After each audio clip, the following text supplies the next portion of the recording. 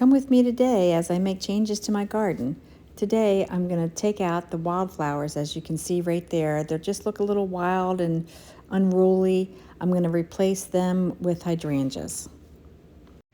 So now what I want to do is I want to get out the flowers I want to keep. So I want to keep these black-eyed Susans or Rudbeckia because they'll come back every year. I'm going to plant them on the other side of my greenhouse. So I was trying to be very careful in digging all of these up, making sure that there's enough roots.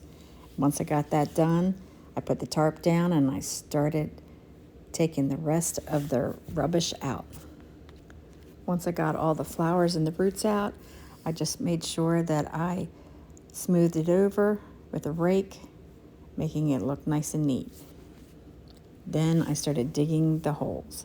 I want to make sure that I put a lot of compost in the hole as I dig that, and I also did some fertilizer for hydrangeas in the bottom and smoothed that all around. Then I started planting the hydrangeas, and boy, I loved this part. So I went ahead and got those all planted, and I patted down all of the soil just to make sure it was a nice tight fit. And then I went ahead and did the mulch.